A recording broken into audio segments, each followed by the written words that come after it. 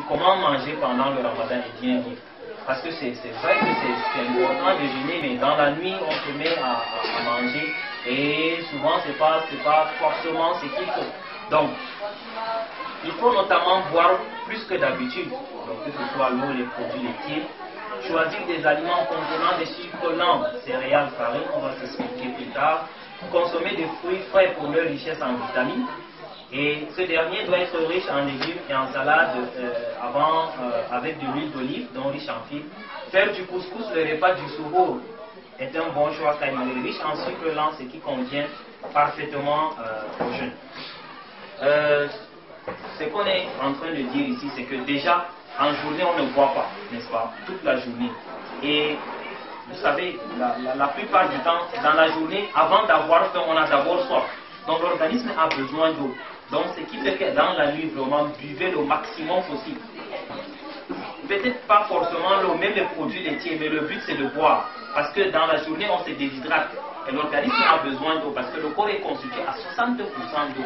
Donc on ne boit pas dans la journée, dans la nuit, tant qu'on peut vraiment qu'on boive le maximum possible.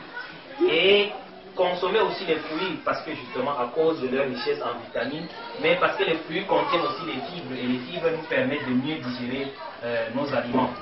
Quant au repas de soir, on va revenir un peu plus tard pour expliquer. Alors, il suffit d'appliquer, pour bien jeûner et être en bonne santé, il suffit d'appliquer les principes de la chrononutrition. Le bon aliment en bonne quantité et au bon moment. Le bon aliment en bonne quantité et au bon moment. Pendant la période du Ramadan, il faut continuer à prendre ces 3 repas avec quelques petites spécificités liées aux jeûnes. Donc, vous savez que si ce n'est pas le Ramadan, on mange matin, midi, soir. Classiquement, ceux qui ont les moyens peuvent s'offrir. Mais il y a des gens qui, on appelle la mort subite. Tu manges aujourd'hui, tu attends encore le lendemain, n'est-ce pas? Mais classiquement, on mange 3 fois, n'est-ce pas, par jour, n'est-ce pas?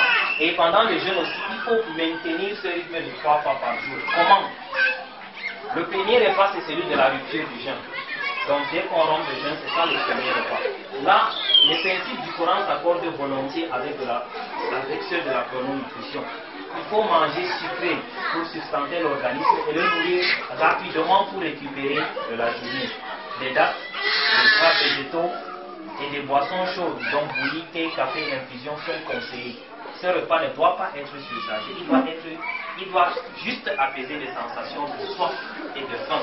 Et je pense que par réflexe, dans notre culture, on est déjà habitué comme ça. On nous dit déjà islamiquement de rompre le jeûne avec les dates. Justement, dans la chrononutrition, les nutritionnistes ont dit que c'est une bonne chose parce que l'organisme a besoin de sucre toute la journée qu'il n'a pas mangé. On a besoin de sucre. Et les dates, c'est quelque chose de sucré et qui contient également les fibres dont on disait tout à l'heure. Deuxièmement, il faut boire des boissons chaudes et sucrées, comme on a dit. Et je pense que classiquement, tout le monde boit la bouillie quand on rompt le jeûne. C'est important parce que l'organisme a besoin de sucre toute la journée. On n'a pas de boissons chaudes. Pourquoi? Parce que dans notre estomac, là, il fait tellement chaud. C'est-à-dire qu'on n'a pas besoin d'être un scientifique pour comprendre. Tu prends par exemple, tu as quelque chose qui chauffe, tu prends de l'eau froide, tu verses dessus. Tu vois la réaction quand ça se dégage, il y a la fumée à la limite. Donc toute la journée, tu n'as pas mangé. À l'intérieur, ça chauffe. Quand tu prends une boisson trop froide, tu te mets à boire. Vous imaginez un peu l'effet à l'intérieur. Donc c'est pour ça qu'on nous conseille de boire des boissons chaudes pour éviter, c'est-à-dire ce choc thermique là. D'accord? Donc c'est ça que c'est bien de boire la bouillie et de prendre les dates là. Ça c'est notre premier repas. Il ne doit pas être surchargé. On prend juste le temps de compenser la faim et la soif. Et maintenant on reste un peu et là on passe à notre deuxième repas. Le deuxième repas qui est pris généralement 2 à 3 heures après la rupture.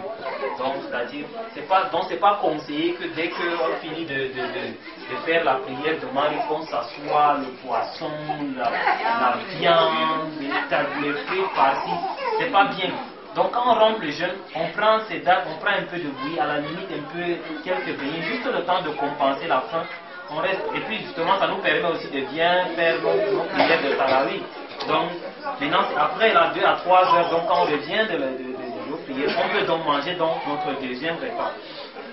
Qui doit aussi être léger en quantité, s'il vous plaît. Là aussi, on insiste. Mais peut être lourd sur la qualité. C'est-à-dire, il faut à tout prix éviter les repas lourds et trop copieux. Les steaks, les frites, les steaks, les frites, les couscous. Et ce pour 2 bonnes raisons. pourquoi éviter les repas qui pèsent lourd en termes de quantité? Parce que la plénière, c'est ce qui ne sert à rien de manger beaucoup avant de dormir, puisque tout ce qui est mangé sera stocké et pas assimilé. Donc ça veut dire que si on mange beaucoup à ce moment, on mange de la viande, des trucs comme ça, donc des trucs qui sont lourds, quand on mange à ce moment-là, quand on va dormir, ça ne sera pas bien digéré. Et le matin, quand on va se lever le matin pour faire le suhour, à ce moment, on n'aura pas faim, on n'aura pas envie de manger. Or, la réserve dont on a besoin, c'est plus en journée, parce qu'on ne va pas manger.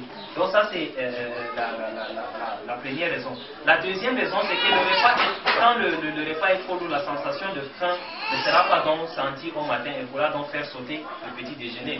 Donc c'est ce que j'ai appelé le suhour. Donc, ce dîner devra donc débuter par un bouillon. Un bouillon, ça sera bien. Un velouté de légumes et être suivi par un plat de poisson ou de fruits de mer ou d'une viande blanche. J'insiste, la viande blanche à ce moment-là, c'est bien que tout le monde aime la viande blanche. Le gertogal, le poisson, tout le monde aime, non? C'est conseillé parce que c'est un aliment qui est mieux digéré par rapport au steak, la viande rouge, frite et tout ça. Et un légume vert. Je pense que le légume vert, ça fait, comme je l'ai dit aussi, partie de notre culture, on n'a pas besoin de le faire dans des explications. Donc, ce qu'on doit retenir à ce moment-là, c'est qu'il faut manger lourd en qualité, mais peu en quantité.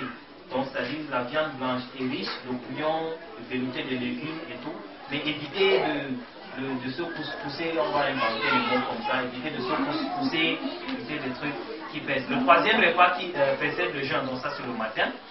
Et pour cela, il ne faut pas le négliger, il est très solide. Il doit être très solide autant pour moi. C'est lui qui va fournir à l'organisme toute l'énergie nécessaire pour tenir toute la journée. C'est là que les réserves en eau vont pouvoir être constituées pour éviter la déshydratation. Donc à ce moment, faire du couscous ou du pain complet, un repas du suhour, est un bon choix. Car il est riche en sucre lent, ce qui convient parfaitement au jeûne. Alors, peut-être il faut que je m'appesantisse un peu ici pour expliquer le mécanisme du sucre lent. Quand on mange, par exemple, quand on rompt le jeûne, au moment où on rompt le jeûne, on nous dit de prendre, par exemple, les dattes, les choses qui sont sucrées. Donc, généralement, le sucre lent, pour comprendre sucre rapide, sucre lent, c'est que quand on met quelque chose dans la bouche, on ressent le goût sucré. Généralement, c'est le sucre rapide. Mais le sucre lent, il y a des aliments qui contiennent le sucre, mais quand on prend, on ne ressent pas, c'est-à-dire le goût sucré là, c'est ça les sucres lents. Et c'est ces aliments qui sont conseillés le matin. Donc, pourquoi? Parce que eux, quand on entend sucre lent, c'est qu'ils sont libérés petit à petit dans la journée par l'organisme. J'invite chacun à faire un exercice ce soir. Prenez un matin, par exemple, vous prenez votre repas. Vous prenez par exemple le manioc, j'insiste sur le manioc qui contient l'amidon. L'amidon c'est un sucre. Vous mangez l'amidon et vous ne buvez pas quelque chose vraiment de sucré. Vous buvez peut-être votre eau tout simplement. Le lendemain, vous prenez quelque chose, donc, ou le couscous. Et le lendemain, vous ne prenez pas le couscous ni le manioc, mais vous prenez par exemple le jus, vous accompagnez avec des gâteaux très sucrés.